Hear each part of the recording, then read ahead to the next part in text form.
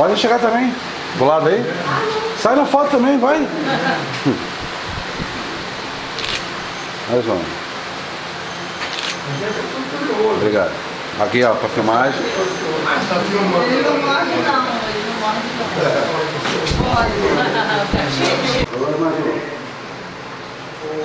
Agora vai, obrigado. Sim, aí eles perguntou se vocês... Ela me convidou. A entronização do quarto dele. Não, Sidney. Que foi o presidente da mãe dele faleceu hoje. Um dos 3 tripés da candidatura do Carlos Valongo para Patrimônio da Humanidade.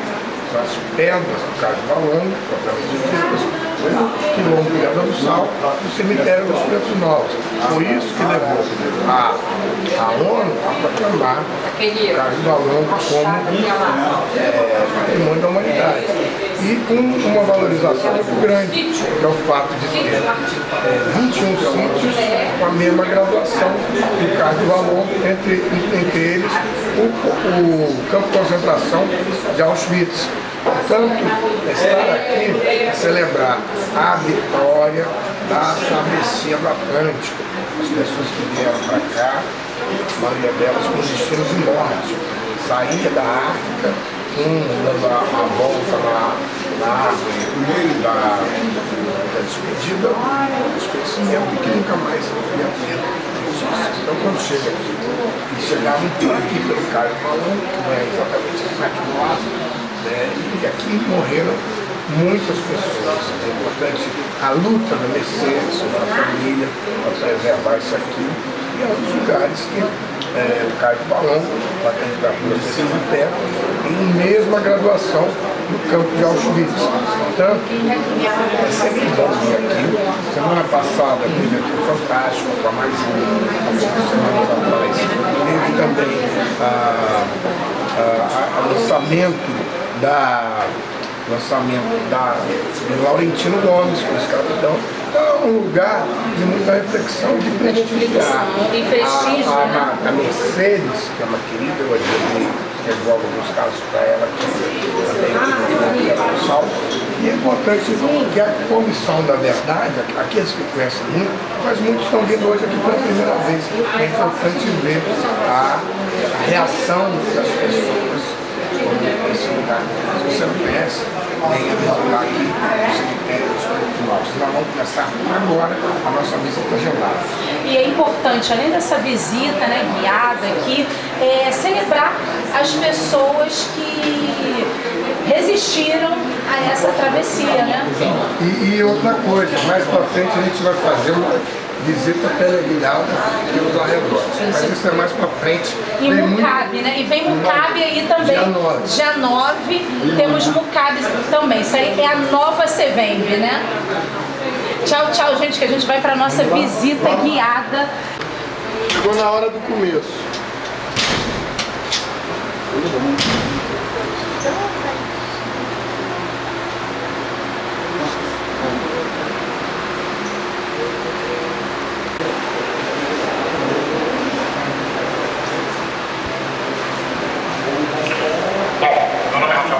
Sou turismólogo, especialização em turismo cultural e sou guia de turismo aqui dos Pesquisas de Memória para Portos Novos. Sejam bem-vindos então à nossa casa, do VPN. Vou contar um pouco da história de como foi esse achado arqueológico que aconteceu aqui para se dar esse achado arqueológico.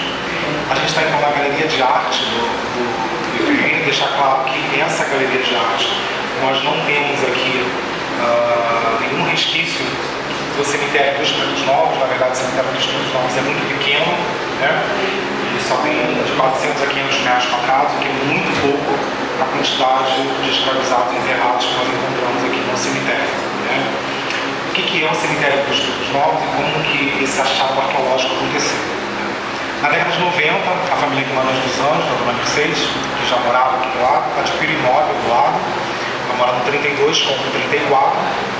E ao fazer, já em 96, uma escavação, nós colocamos uma nova coluna para a melhoria dos telhados. Vocês percebem que o telhado tem um pé direito muito alto, né? E essa rua Pedro Ernesto era a rua onde os veículos saindo da rodoviária do Rio passavam em direção à central, né? Então os telhados são todos muito irregulares. Ao fazer novas obras, os pedreiros então encontram um ossado. Ficam curiosos e assustados ao mesmo tempo, ligam para a dona Mercedes e falam: Mercedes, nós encontramos aqui um ossado. Ela, muito sincera, fala: joga para o lado. Era muito comum as pessoas antigas ter bicho no próprio quintal e enterrá-los. Beleza. Eles continuam então fazendo novas escavações para novos buracos, mais ossadas são encontradas. Ficam preocupados, nervosos, curiosos. Como se encontra um ossado debaixo de casa, não é normal isso acontecer, né? Lembra que vem na sua cabeça o quê? O morador antigo matou alguém e enterrou aqui. A primeira coisa que é, né? E foi isso que todos pensavam, né? Eles ligam para ela e falam: Mercedes, olha, vem aqui, porque tem mais osso do que terra. A gente não consegue perceber como que essas casas estão de pé ali, pela quantidade de ossos que a gente está encontrando aqui. Ela vem, então, vamos entregar ela também, pega uma parte do pedreiro, vai até onde nossa cafeteria hoje, na altura da cafeteria, cava um buraco de um palmo, encontra alguns elementos branquinhos e uma marcada dentária de uma criança. Isso assusta demais, até porque ela tem 3 filhas, na época pequenas, ainda mais velha de 15 anos, e ali ela se depara e cai a ficha, né? Opa, isso não é bicho, isso é gente. E agora, o que se faz com isso? Né? Ela liga então para a Associação de Moradores do Bairro, da Saúde de Santo Cristo, e fala: olha, Mercedes, moro no 32, não, na internet, comprei no 34 e achei engraçada. E aí quem atende avisa para ela: Mercedes, a rua Pedro Ernesto era a antiga rua de cemitério, né? Ela é isso, a rua de cemitério dos ingleses. A maioria que mora nessa região entendia o nome antigo da rua de cemitério até hoje que funciona o cemitério dos ingleses, né, protestante, lá de 1810. E aí ele fala: não, a rua do cemitério vem do cemitério dos Pretos Novos. Mas afinal, o que é um cemitério de Preto Novo? O cemitério de Preto Novo, esse que nós estamos, ele veio para cá a partir de 1759, quando todo o complexo escravagista sai do que a gente conhece hoje como Praça 15, antigo Largo do Paço, e vem para essa região. Esse é o segundo cemitério exclusivo de Preto Novo. O primeiro fica em frente ao Largo de Santa Rita, ali no centro do Rio, Marechal Floriano com Miguel Couto. Né? Que o VLT, a linha 3 passa sobre ele, inclusive. Né? E como que a sua ossada foi encontrada então? Bem, então ela sabe que agora, provavelmente ela deve ter achado no cemitério, chamado Cemitério dos Pretos Novos. Por que o nome é Preto Novo? Não é bem da idade deles, e sim por ser uma mercadoria nova. Ou seja, uma mercadoria nova que não foi usada. É como se eu fosse em qualquer loja, shopping, comprasse uma mercadoria, levasse para casa e essa mercadoria se quebrasse antes de usar. Por isso, Preto Novo. Né? E ela começa então a fazer contatos. Ao ligar para a prefeitura da cidade do Rio, a prefeitura vem, embarga a obra do telhado porque não tinha engenheiro. Obrigado por tudo e vai embora. Tá, e ela sabe, não é com a gente. Liga para a polícia. A polícia vem, olha e fala: é muito antigo, tá, não é com a gente. Recomendo a senhora ligar para uma universidade pública. Eis que então a UFRJ entra no circuito, no seu setor de arqueologia. Eles também vêm meio incrédulos, porque nas plantas antigas da cidade, acreditavam que os cemitérios dos novos eram do lado limpo da rua, e não do lado parque, onde nós estamos. Mas bem, e aí, gente, no primeiro dia, eles retiram quase 10 caixas lotadas de ossos.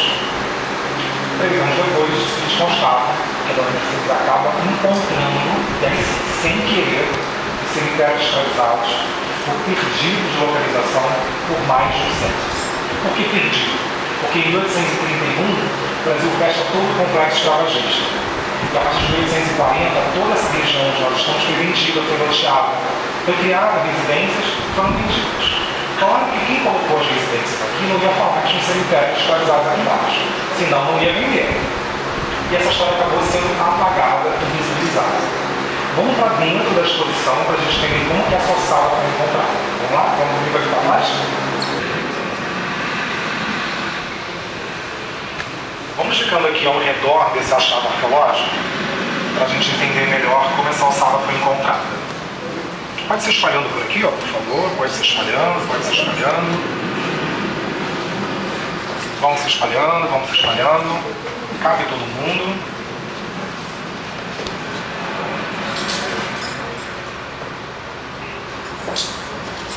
Então eu tenho aqui 1 metro quadrado de achado arqueológico. Olhando para esse achado arqueológico, a primeira coisa que a gente pode perceber é o seguinte: ele está bem à flor da terra.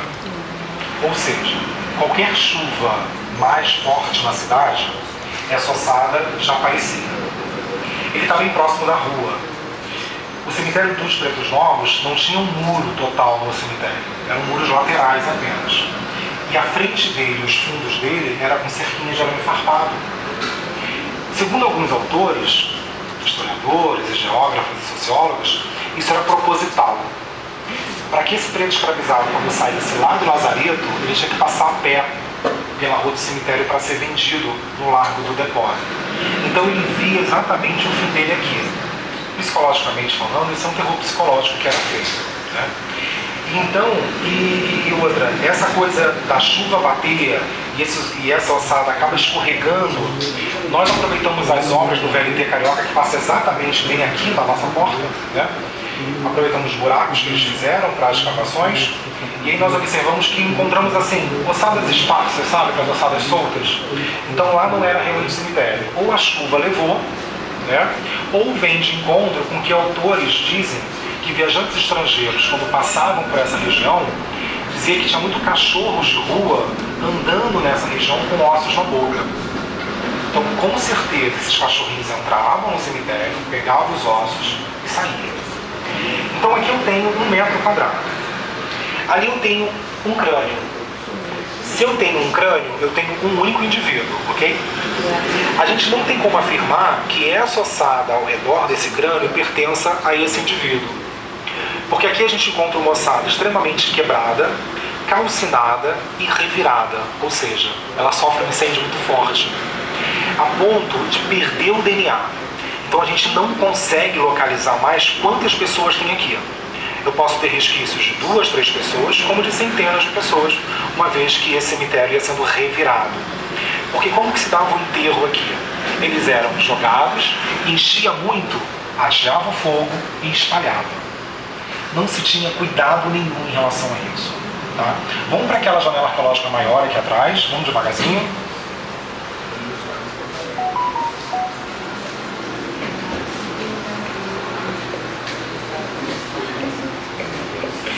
Aqui eu tenho exatamente o que o arquivo da cidade dizia. A população local não via o cemitério dos Pretos Novos como um campo santo, como todo cemitério é, né?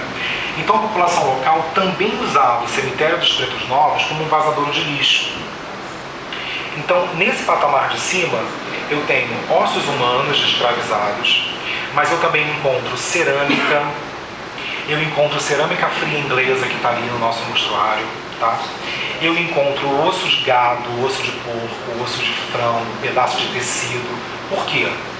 Se para a época aqui era jogado tudo aquilo que não prestava para a humanidade, que era o homem e a mulher preta, o que era o lixo doméstico dessas pessoas? Não era nada em relação a isso. Então eles também usavam o cemitério dos Pretos Novos como um vazador de lixo. É o que mostra esse patamar de cima. A gente vai descendo as escavações, a gente encontra aqui de novo um crânio, um fêmur, outro fêmur, uma cabeça de fêmur. Percebam que eu tenho uma ossada extremamente porosa, ou seja, que sofreu um incêndio muito forte. E que a impressão que dá é que se eu pego, ela se desfaz. Exatamente isso que acontece. O achado arqueológico é de 1996. Só 5 anos atrás, ou seja, em 2017, mais precisamente dia 26 de abril de 2017, que nós encontramos a única ossada inteira no cemitério dos Pretos Novos. Trata-se de uma menina que tem entre 18 e 20 anos. Os arqueólogos a batizaram carinhosamente de Baquita. É uma homenagem à santa preta católica chamada Josefina Baquita, que é protetora dos escravizados e refugiados. Ela não é a Baquita, é uma homenagem a ela. Nós nunca vamos saber quem foi. Nós nunca vamos saber do que faleceu, de onde veio, seus sonhos, nada disso.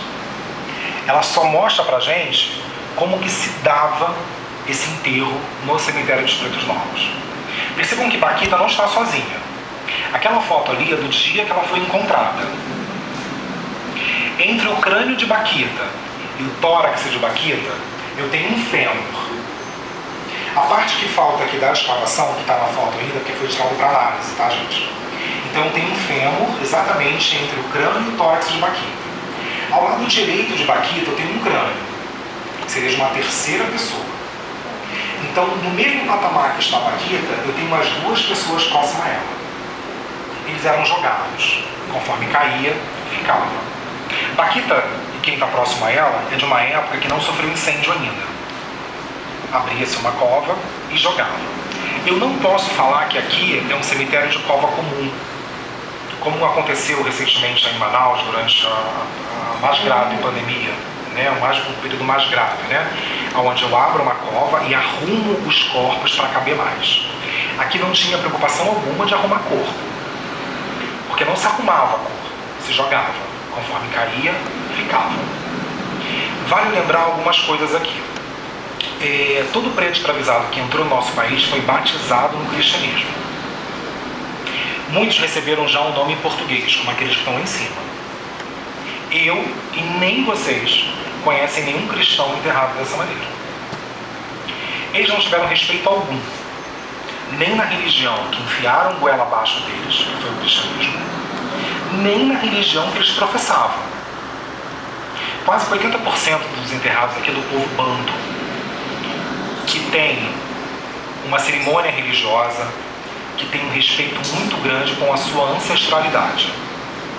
O povo banto também dá origem ao nosso candomblé brasileiro, que tem uma cerimônia religiosa, que é o axaxê, que leva de 3 dias a 1 ano para ser feita. Que respeito foi esse? Não houve respeito. Então isso só mostra como o preto era tratado na nossa sociedade. Além de mostrar, faz com que a gente pense o que está acontecendo ainda hoje. Que tipo de tratamento é esse que a gente dá?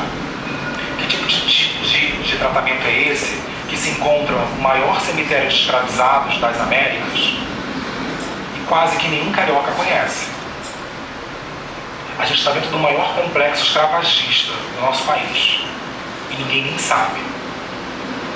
O Cais do Valongo acaba de fazer 5 anos como Patrimônio Mundial da Humanidade. E o presente que ele ganha é que a gente pode perder o título de Patrimônio Mundial da Humanidade. Porque, infelizmente, o governo senta em cima do processo e não dá andamento a nada. É esse retorno que a gente dá à população preta. Então a gente está aqui exatamente para isso, para resistir o tempo inteiro. Para lembrar sempre, para que isso nunca mais se repita.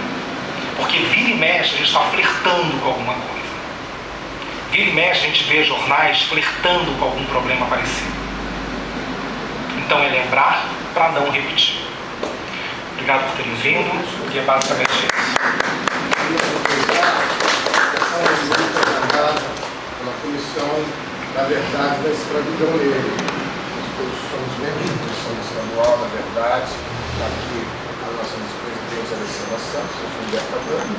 E também a provável quase nomeada Márcia Maricá, que é conselheira federal da OAB, vai ser a nova secretária-geral da Assembleia. Estamos aguardando aí, tem várias pessoas aí que estão para chegar ainda.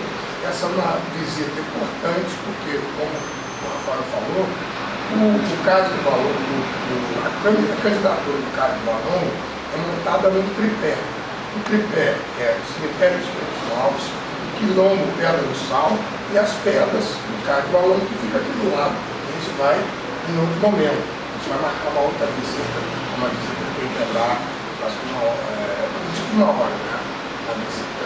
Mas essa primeira visita, muita gente questionou no grupo, que são mais de 140 pessoas, o que a gente vinha fazer aqui, porque muitos dos que estão lá já vieram, já conhecem. Mas é sempre importante vir e essa mensagem que você falou, relembrar e também para quem conheceu, poder conhecer. Estou aqui também a Suzete Ferreira, minha colega do PSB, juntamente com o Alexandre dirigentes, membros da Comissão Estadual da Verdade da Escravidão. E também queria destacar a presença da querida Edmir Ribeiro, que é diretora do Instituto de Advogados Brasileiros, é a mais antiga instituição das Américas, tem 178 anos, e a Edmir é a primeira mulher negra a ser dirigente do IAB. Então é muito importante, não só que ela esteja lá, como esteja aqui, porque ela existe. E eu fiquei pensando a noite inteira, a pergunta, mas o que vocês vão celebrar? Nós vamos celebrar com champanhe o fato de estarmos vivos.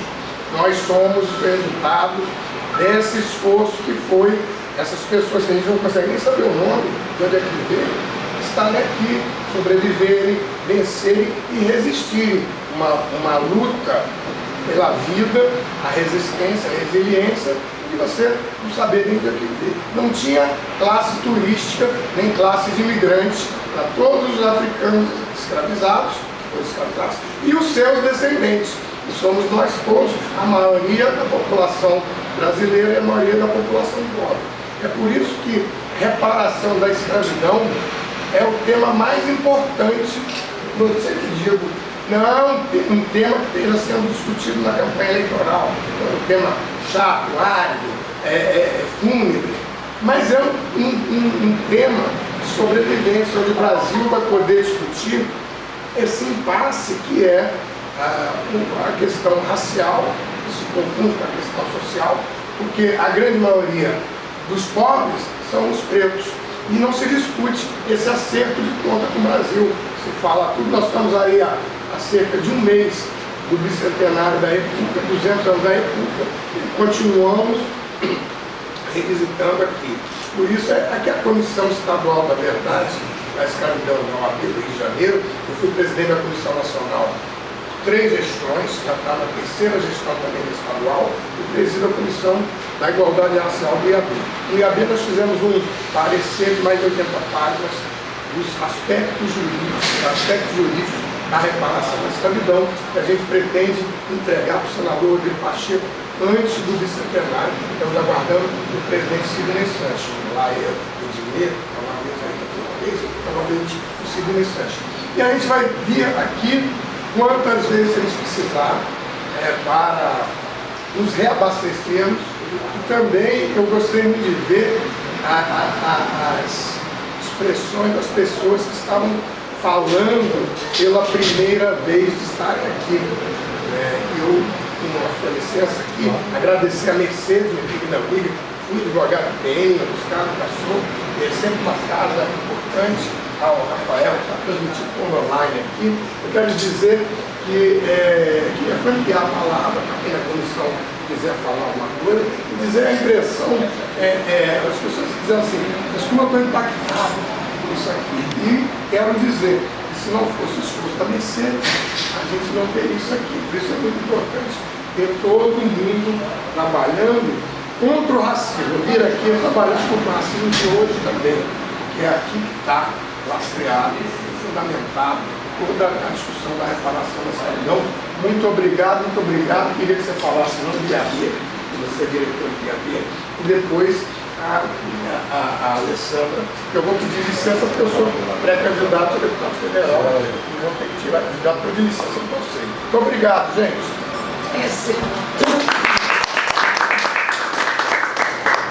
É sempre um prazer muito grande estar aqui, num momento simbólico como esse. Eu confesso que tudo isso é inédito para mim. Eu ouvi falar do cemitério dos Campos Novos, mas nunca tinha vindo aqui. E realmente é interessante, eu acho que o Instituto precisa estar presente diante de toda essa nossa realidade, diante de tudo isso que nós estamos acabando de ver. Eu espero levar essa visita a minha beira amanhã e contar com toda essa grandiosidade que acabei de assistir. Muito obrigada, eu acho que vocês estão preservando com muita notabilidade e parabéns.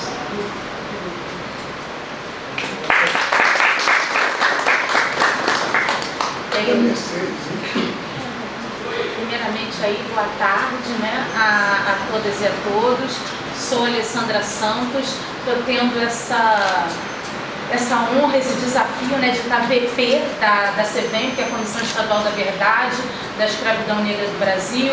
Já fui da Promoção da Igualdade no Conselho Federal, já fui da Comissão Nacional da Verdade, da Escravidão Negra, da Estadual como membro, e agora nessa oportunidade, nesse espaço, nesse desafio de estar aí, né, vice-presidente, aprendendo todo dia, todo instante com o nosso aqui, Dr. Humberto Adame, né, a quem eu peço uma salva de palmas.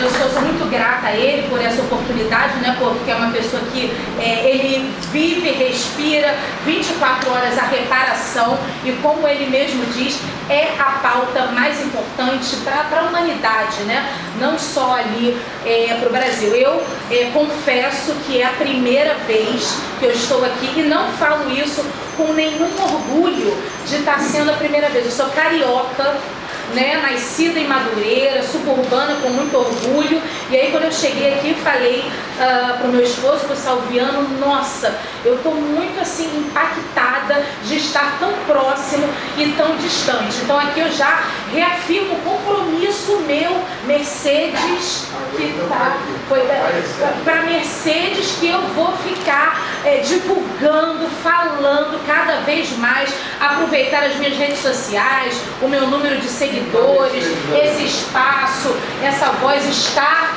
na diretoria Mercedes. Aproveitar que estou tendo esse privilégio de estar lá, diretora, né, na CAARJ, Caixa de Assistência da Advocacia, dentro do sistema OAB. As mulheres estão chegando, as mulheres negras estão chegando, e eu estou assim verdadeiramente muito impactada com tudo que eu vi e principalmente, Mercedes, por tudo que eu estou sentindo. Porque o que nós, tenho certeza que cada um e cada uma de vocês, mais do que o que nós estamos vendo, é principalmente o que nós estamos sentindo, Humberto Adame. E essa Baquira, não é?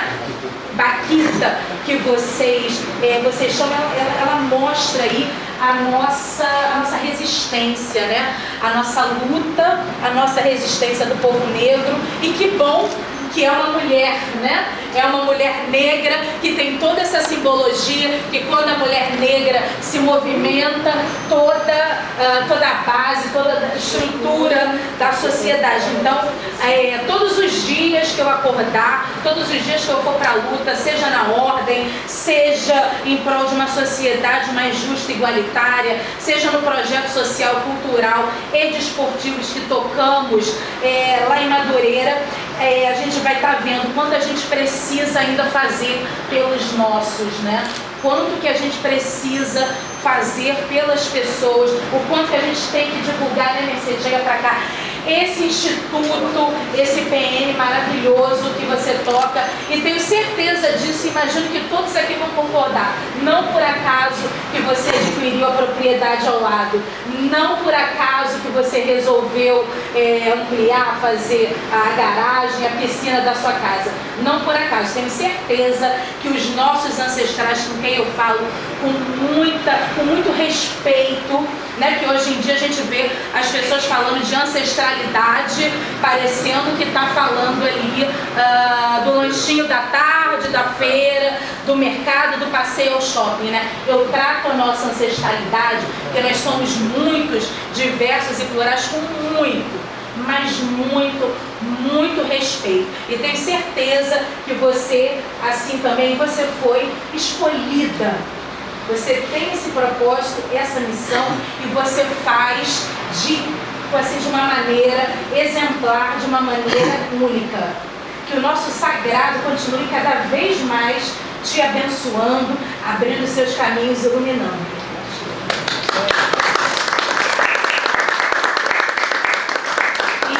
E a minha palavra aqui é só de gratidão, e eu estou verdadeiramente muito impactada, muito emocionada com tudo isso. Quero vir aqui mais vezes, vou divulgar para as pessoas sobre isso. Todas as minhas falas, quando eu estiver falando de mulher, de idoso, na advocacia, eu vou estar levando tudo isso que eu estou sentindo aqui no meu coração e na minha memória. Falar muito não, mas eu posso dizer que são 26 anos de luta, 26 anos de achado e 16 de instituição, Foi uma forma que a gente achou, junto com os amigos pretos que a gente ganhou, né? Nos pediram muito para que a gente não deixasse isso ser soterrado novamente, porque havia um descaso, havia ainda, né, um descaso muito grande pelo poder público. A prefeitura não só fez mal aqui, como a nossa família também. Toda vez que a gente ia reclamar que eles não estavam precisando, que eles não iam fazer nada, eles nos ameaçavam. E eu acho que essas ameaças nos deu mais força ainda por lutar por eles, né? E aí o Marcelo Monteiro, Antônio Carlos, fundador da Condedini, Israel Farerê e outros chegaram assim, não, Mercedes, por favor, faça nem que seja na sua garagem um espaçozinho de memória, mas você que pediu muito, mas a gente aceitou. A garagem não é mais a garagem, né? Virou memorial. E a parte ali que ia ser para fazer ampliação, alguma coisa, virou um espaço também cultural. Eu não me arrependo de nada disso, né? Não me arrependo de nada. Eu acho que a gente abriu as portas e deu vozes aos ossos contarem a sua história que não estavam em livros de história e não estavam na memória de mais ninguém. E graças a esse achado surgiu vários mestrados, doutorados sobre a história da região, deles próprios. Quando houve a escavação para fazer a Porto Maravilha, respeitaram, porque tinha uma pessoa muito bacana na SEDUC como presidente. O Alberto Silva e o Fajardo também, na IRH, mantiveram o caso do Valongo aberto. Porém, não sei o que está acontecendo, o caso do Valongo está sempre com problemas, né? Não tem placas indicativas, não tem... um sítio, um instituto, descaso, né, do poder é um público, patrimônio da humanidade. Eu sei que eles estão tentando fazer, porque existe umas burocracias também de alguns órgãos, né, de preservação, mas tipo assim, fecha os olhos e faz o que tem que fazer. Não pensa enfim. Eu acho que a Praça Mauá virou um lugar de passeio, de turismo lazer, né? E não tem uma placa indicativa ali, dá vontade de pegar uma tábua assim, em sítios arqueológicos. Seria muito importante, né? Já que o Rio de Janeiro é uma cidade até tão fazer, turística, pegar né? umas placas de caixote de bacalhau, assim, e afixar assim, sítios arqueológicos, cemitérios Pretos Novos, Carlos Valongo, sítios históricos, Revolta da Vacina, e assim vai.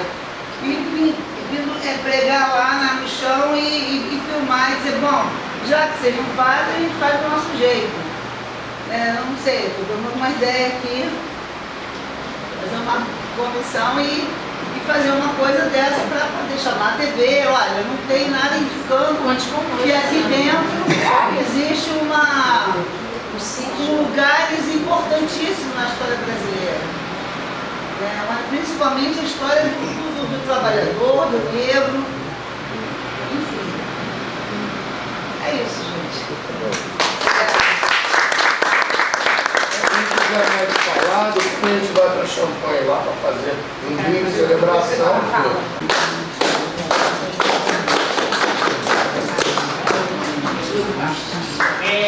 Não poderia não ser diferente, ficar diferenciado, porque eu sou realmente uma mulher de axé, trabalho em função das nossas raízes, né? E sou iagã. Iagã, no caso água presente, que mexe com a ancestralidade, que mexe com a vida, que mexe com a morte, tá ligado? Ela vai se esbate. E a mulher, que eu vou falar, ela é você, a mulher que faz a comunicação do aí, carregando o nosso último sopro, né? Eu sou Suzete Paiva dos Santos, me qualifico como Suzete Guerreira, moro em Senador Camarada, Zona Oeste, do lado da Taquaral do Paré. Eu sou a Suzete. Sou professora aposentada de ensino fundamental, que é a nossa aposentadoria especial, e ela a gente só tem vários de qualidade de ensino, Sou acadêmica em Direito, né? Doutora Inê.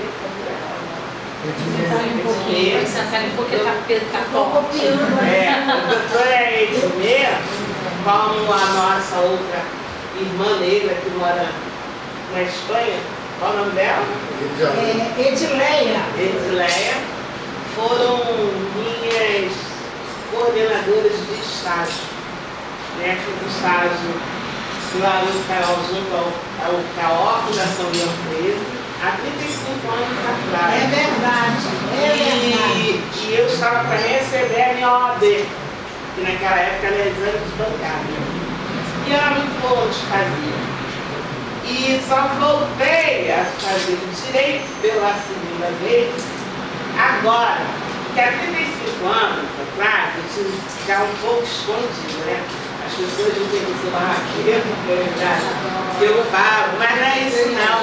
A luta, a experiência da luta, da concepção do movimento negro, lá atrás, na década de 70, ainda na ditadura, fazia com que nós fôssemos de rua, que a gente fizesse agitação, que a gente produzisse cola com farinha, para fazer colagem durante a ditadura. E a gente não nasceu no chão, muitos de nós não nascemos no chão da UJS, qualquer da vida, do movimento estudantil, dos partidos comunistas. A gente nasceu no chão da vala, a gente nasceu no berço do movimento negro, claro que tinham alguns intelectuais e a gente era um jovem lá no passado. Hoje em dia eu sou jovem mais perto, mas a nossa prática de vida foi assim. Para além da matriz.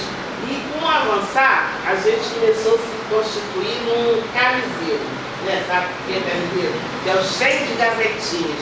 A nossa bandeira de luta é a bandeira de combate ao racismo, enquanto ideologia de dominação, enquanto alguma coisa que está ligada ao órgão de segurança nacional, que está ligada à questão da reparação, e a gente avançou, mas não avançamos poucos. Porque nós falamos assim, nós negros temos que fazer a ocupação do poder. As mulheres têm que se empoderar.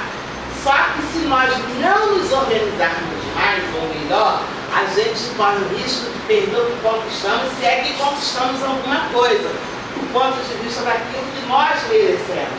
Né? Os índios, que nos chamam de primos, são donos dessa terra. Né? Os brancos chegaram e pegaram, nos sequestraram e nos tornaram escravos, porque nós não éramos descendentes de escravos, éramos descendentes de reis e rainhas. Eu gosto de falar isso, mas fazer uma ressalva para se tomar cuidado do ponto de vista do elitismo e do ponto de vista de não enxergar a opressão que isso às vezes em determinado momento demanda. Na nossa casta não tinha escravo, tinha escravo por perda de soldo lá da guerra, e quando ele podia lá entrar para pagar o que tinha que ter pago, era liberto. Mas depois as coisas evoluíram e se transformaram. Então, nesse aspecto, quando a gente quer mais negros no governo e mais mulheres, como é que isso vai se dar em todos nós? Até porque o partido é parte, o partido é de todos, são de todos, mas o partido não é nosso. E a elite que é que se instalou, que processou toda a questão da pós-abolição, democracia, república, o golpe, né, que todo mundo a gente conclama como uma grande verdade, não é uma grande verdade, porque tem parcelas dessa população que perderam a terra e nós negros construímos essa terra, esse país, e a gente não tem um saldo de dentro disso. E a gente fala, ó, república, 100 anos e tudo mais, mas a bem da verdade, a gente tem um país esquizofrênico, porque a história que nós contamos e repetimos, sem muita crítica, sem muita visão crítica, é uma grande falácia, ou uma grande mentira. Então aquilo que eu proclamo, ao mesmo tempo uma mentira do ponto de vista da formação da população desse país, e sobretudo nós, índios e negros, né? E os brancos antirracistas também estão conosco, né? Agora a gente pega do ponto de vista da maioria, do ponto de vista de quem está morrendo, todo dia está se perdendo cérebros. Saí de lá da Zona Oeste com helicóptero, né? Porque encontraram uma carga, rapidinho veio o atira na cabecinha e rapidinho estão lá na estação e na Vila Aliança. Só que aqui não tem plantação de armas, nem de cocaína, nem da maconha, está na fronteira. Então essa política de segurança que nós temos é uma política de extermínio do povo negro, e que quando faz esse alarde todo é como se essa segurança estivesse chegando gelo. E nesse aspecto, a gente já fez ocupação aqui, eu e Maria Moura, você lembra, Maria? A gente tentou ocupar, mas aquela ocupação não deu certo, ficou entregue às baratas, ao passo que as outras ocupações que está ligada aos cientistas, que têm a visão de mundo, que têm as suas formações acadêmicas, está dando certo. E aí você está fazendo a elite, que não é elite, mas que é da elite, um patamar acima.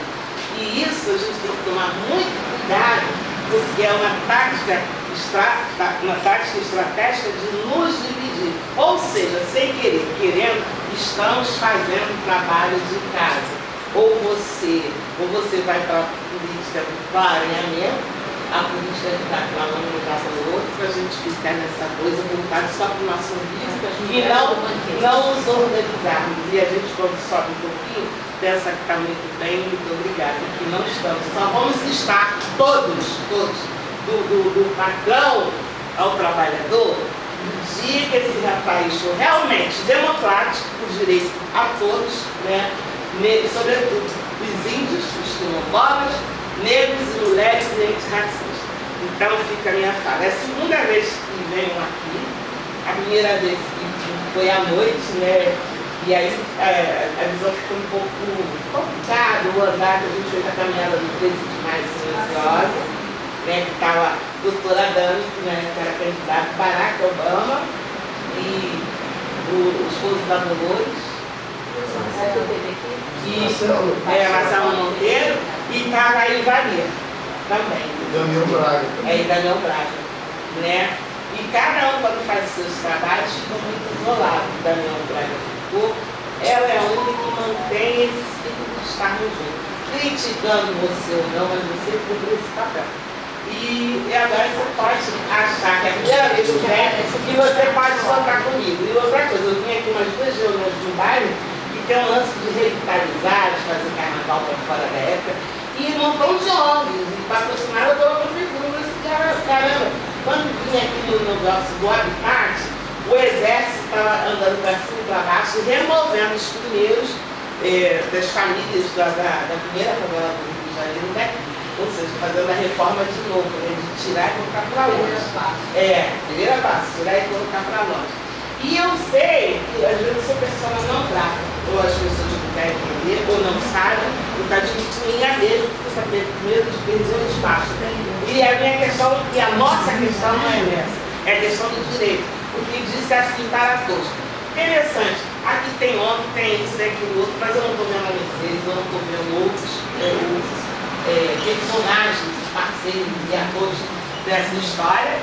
E quando a gente faz uma ONG que você se chama para se associar em ponto de vista empresarial, isso significa que os moradores daqui, os antigos que fazem história, vai continuar sendo cidadãos de terceira classe, porque eles são usados pelos os governantes de poder e dinheiro. E aí, nós temos que lutar sim para colocar isso que você está falando. E como eu adoro uma Bíblia, quando eu sou ditador, eu sou mulher de santo, com uma reverência secular, pode comigo que vamos juntos nessa batalha. E deu tão certo que o Exu veio pro quilombo da escola de samba desde 2016 que a gente está nessa labuta. Então a gente voltou a dizer que Exu, ele não é o demônio, não é o diabo. Se pertence lá à Igreja Católica. Minha amiga ali, minha vizinha Josiara, ela é evangélica, que não é fundamentalista. Tem ali a minha amiga Josiara, que é uma mulher guerreira, batalhadora, e que sabe da nossa luta. Quando a gente falava assim, a gente vive sob a égide do terrorismo narco-neopentecostal. Hoje eu estou falando diferente, porque como pessoas como você e outras que eu conheci, não são fundamentalistas, estou vendo outros olhares. Então o termo hoje é o seguinte, terrorismo evangélico narco. E aí não tome parcia, né, do ponto de vista da sua concepção de fazer o sagrado, que é todo mundo, nós vamos apenas parcela. Principalmente as igrejas eletrônicas que foram pensadas pela CIA. Quem quiser ler, é só pegar o livrinho aqui lateral que tem a nossa comida. E eu fico por aqui desejando força e energia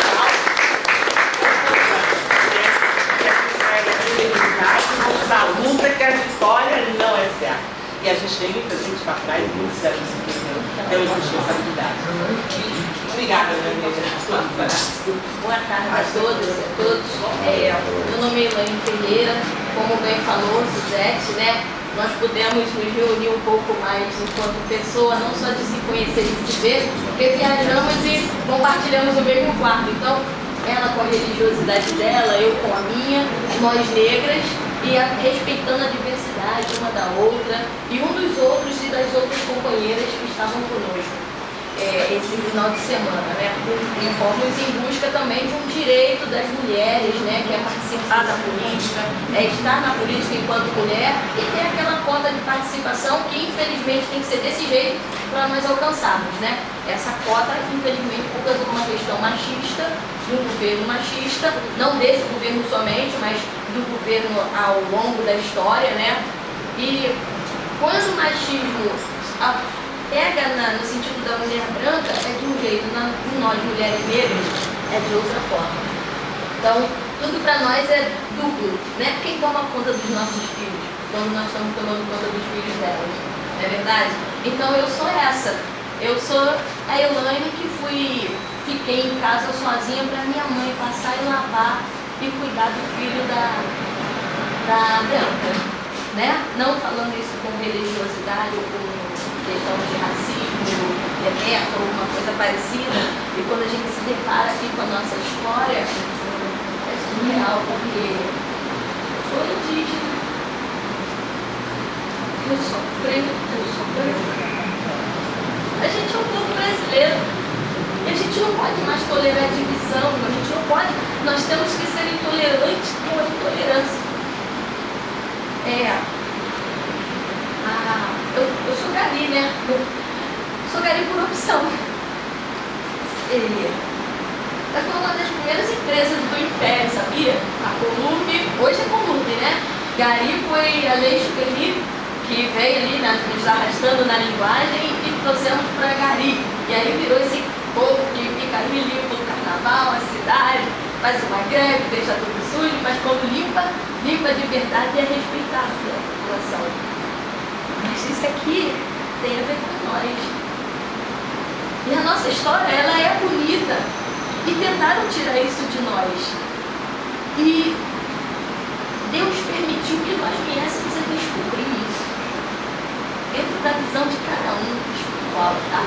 Deus permitiu que nós viéssemos descobrir. Alguém escapou, ou não, foi fazer uma garagem, alguma coisa no quintal. E aí, aqui nós estamos ao longo da nossa história.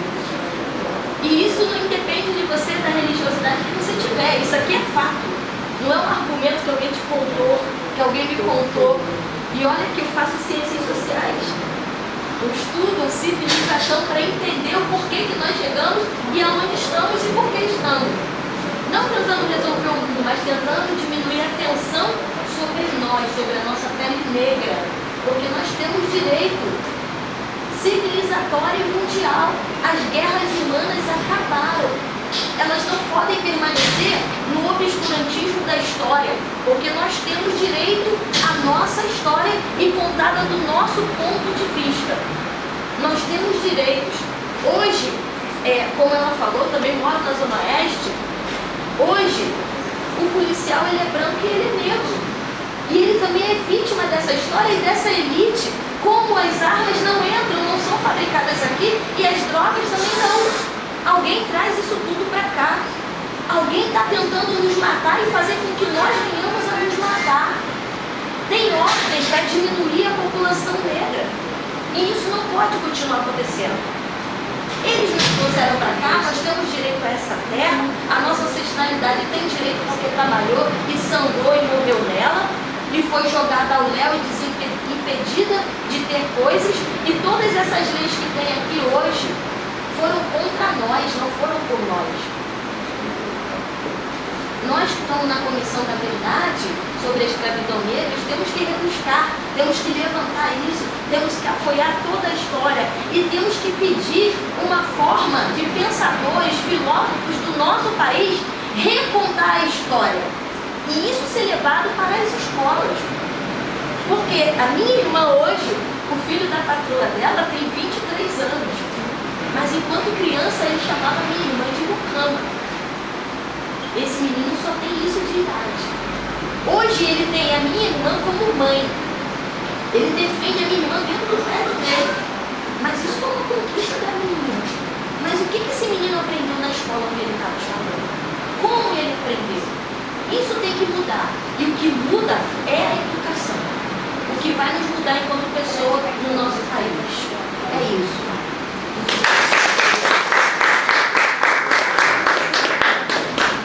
Boa tarde a todas. Primeiramente, gostaria de agradecer esse momento, de licença a toda a ancestralidade, esse lugar sagrado. E dizer o seguinte: foram mais de 2 milhões de negros que foram sequestrados por países capitalistas em toda a América.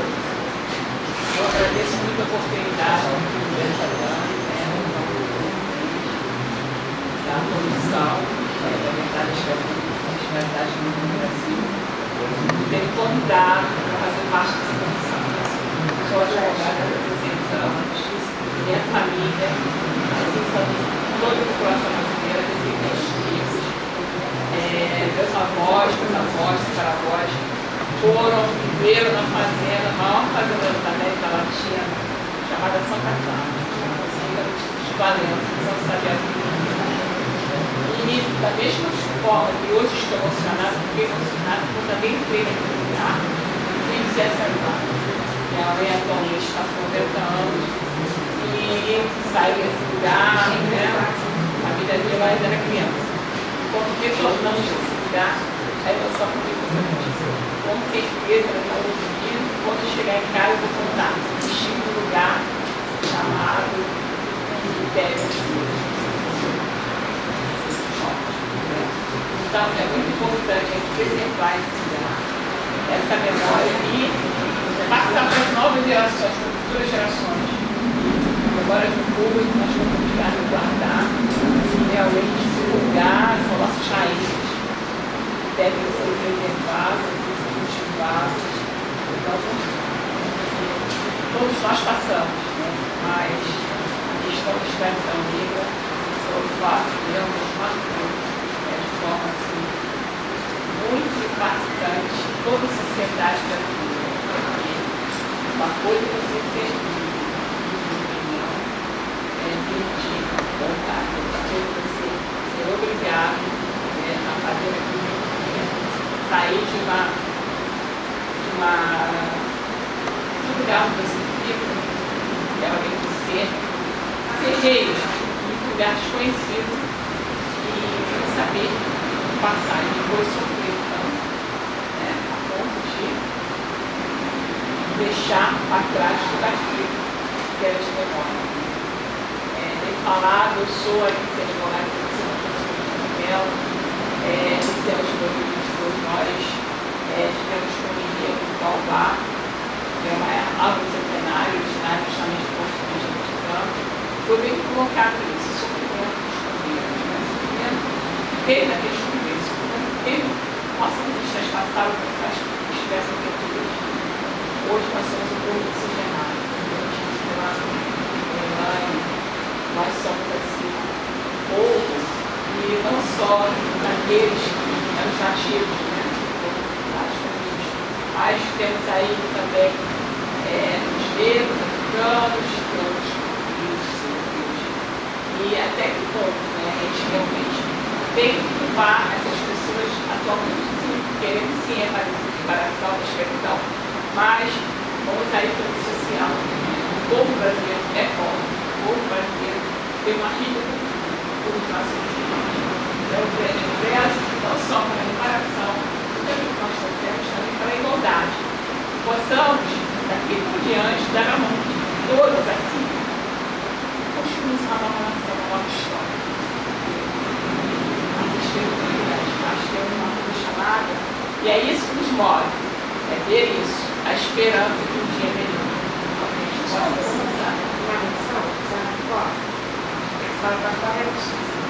Nós somos em agosto, verdade? Sim, o ônibus primeiro começou o agosto lilás, que fala da questão do feminicídio, da morte dos netos. E coincidentemente, no dia 12, nós estamos aqui, nosso ministro, o Bruno e seus companheiros, né? Hoje a gente está aqui, dia de terça-feira. E eu acho que a partir daqui pode ser grande um marco.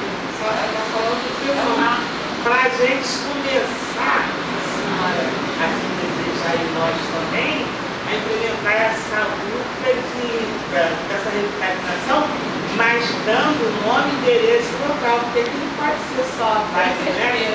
Mas a vibe da história desse sagrado. E me lembrei disso também, eu me tornei doutora no Marechal Cefeiro, sou de lugar, em relação à questão da capelania. E aí eu lembrei, desculpa ter interrompido, agora eu vou cair. Então, a gente vai nossa aí da continuidade dessa luta de reparação, né, de levar para as próximas gerações toda essa história e continuar, né, que nossos netos, nossos filhos, nossos descendentes conheçam a nossa história, nossa verdadeira história que foi tão obtida. Obrigado. Gente, boa tarde. Eu sou Wagner de Oliveira, sou advogado agora no Conselho da OAB. Estou trabalhando meu amigo já de outros carnavais, mas agora a história está apertando nossos laços aqui, estão mais próximos. E ele me deu essa função agora de falar depois de tantas pessoas brilhantes. Essa senhora, esqueci o nome, perdoa, linda essa fala, Alessandra, eu assino embaixo, todas as senhoras, não vou cometer uma injustiça de falar de cada um, a senhora também palavras que me emocionaram.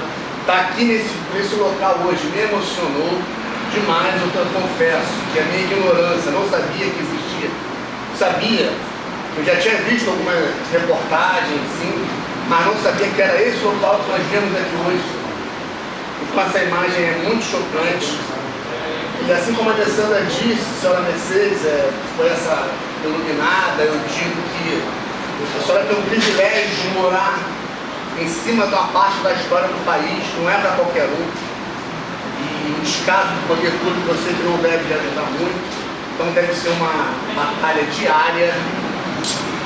E concordo com o que a senhora falou, que as drogas, as armas não são fabricadas na favela. Vem de fora, é um plano para diminuir essa população, a gente tem uma luta muito grande pela frente.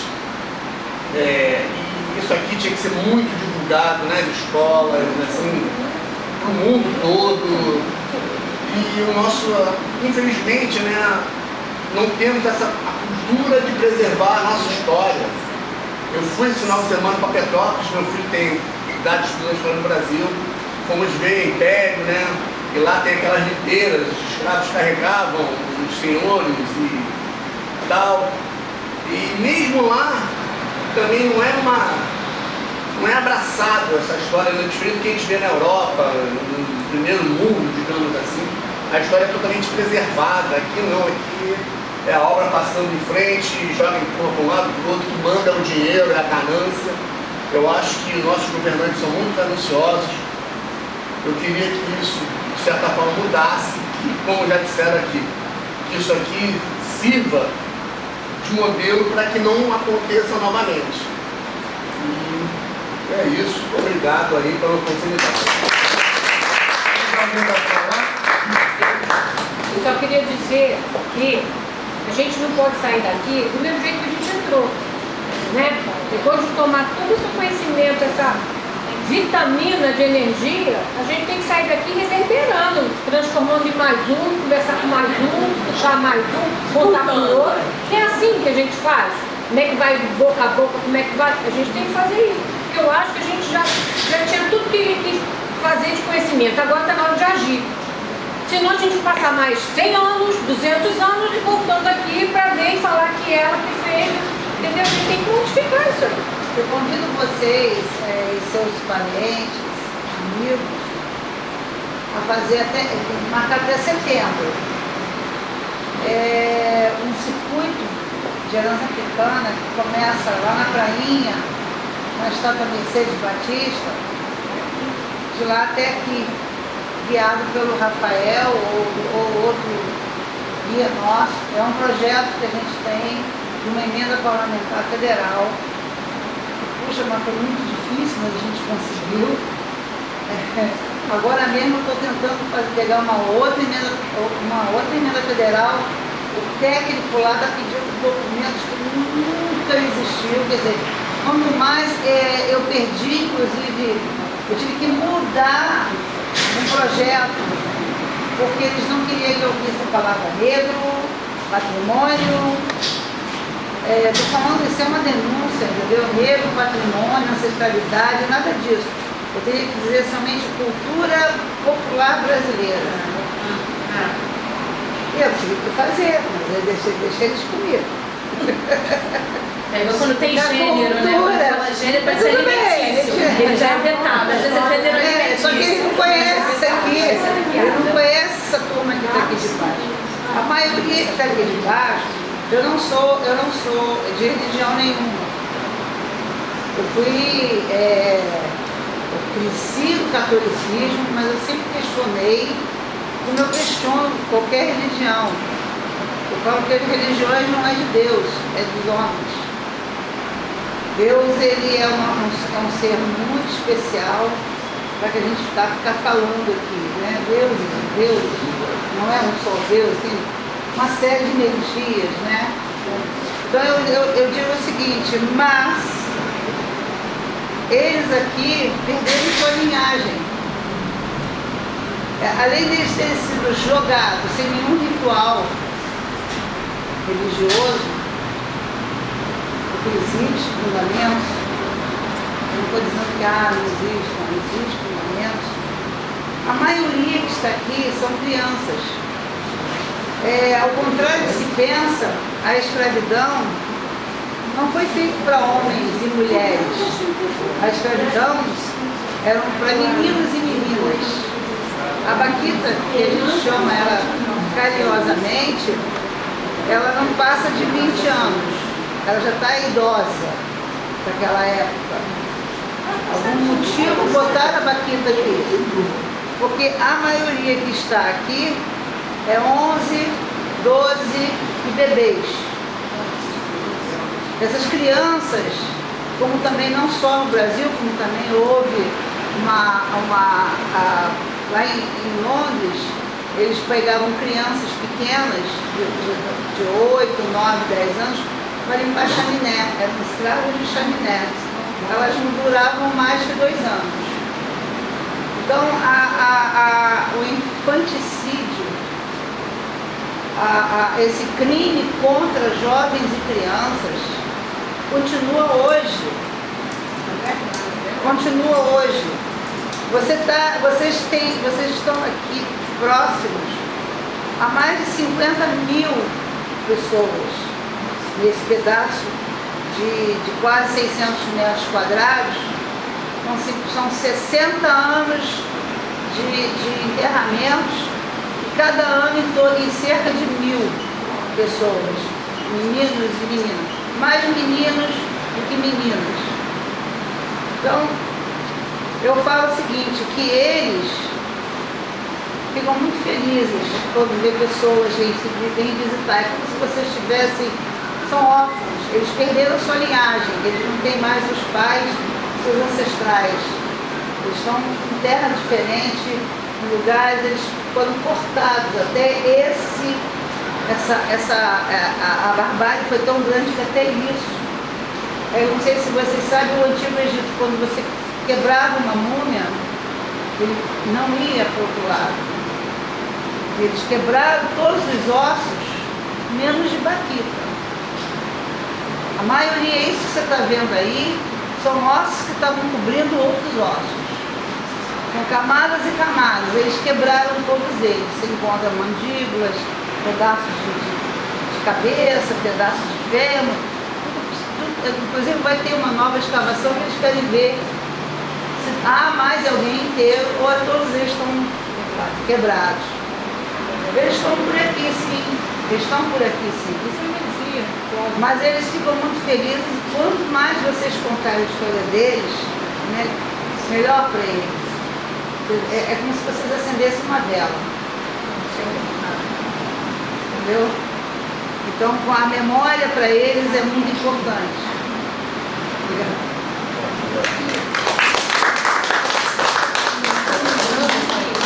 Nos enterros tribais, sempre tem um adulto para acompanhar as crianças. E ela podia ser sacerdotisa. Deveria ser.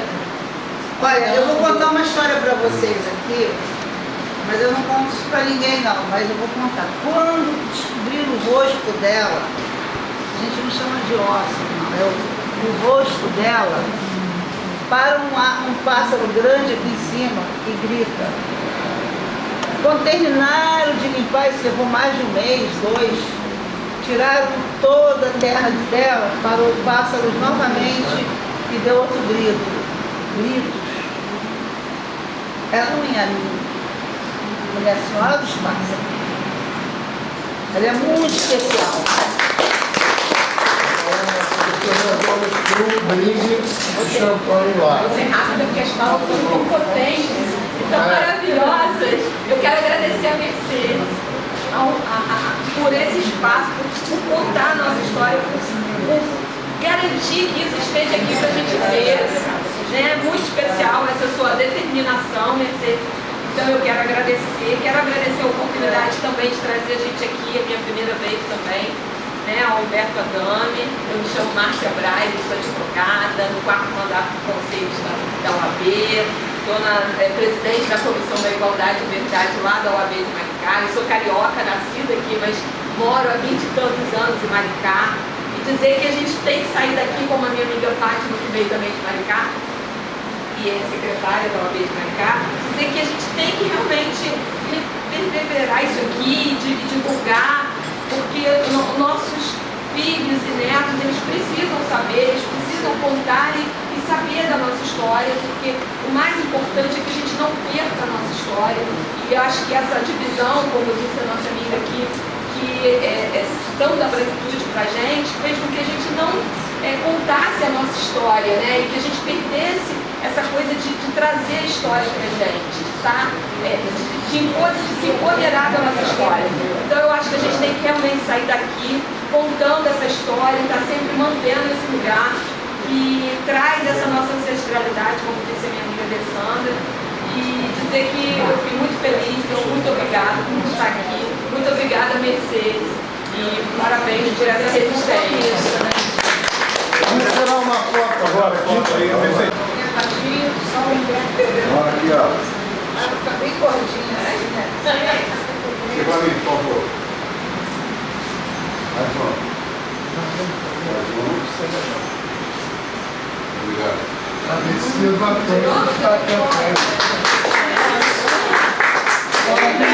Conseguiu? Conseguiu? Conseguiu? Muito obrigado, gente. Viva a CVM. Comissão da Verdade. E o Instituto Campos Novos. Cara, não tem mais pé não.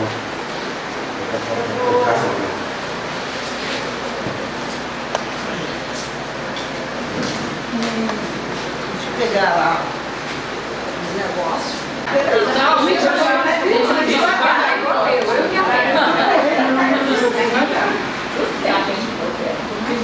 Até naquela máquina do bota-voz. Axé-o! Vamos com champanhe agora. Mais um.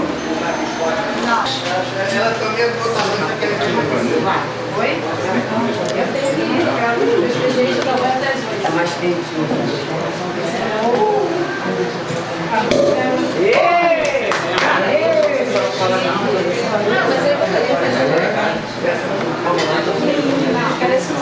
Não, mas eu vou fazer. Número 10 que não tem.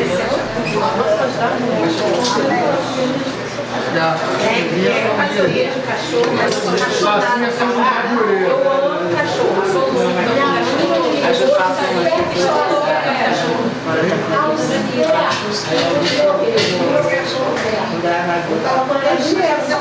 Uma cachorra que eu tinha, quando eu fui para Joinville, eu tinha 12, 13 anos.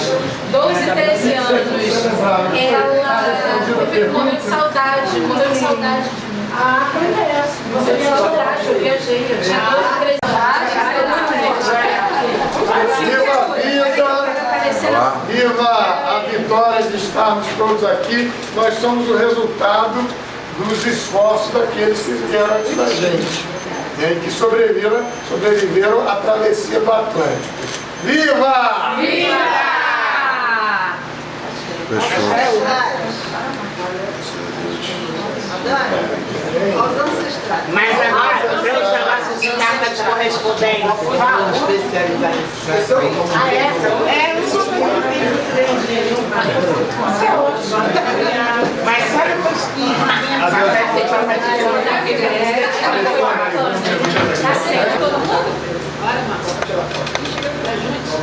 Isso aí. Até a Mercedes lá atrás, ó. Essa passagem do site de bem. Tá bom. Ele só vai ser na porta de Ele só sabe quem veio. O que a gente vai fazer aqui mesmo? Mas lembrando que é mesmo.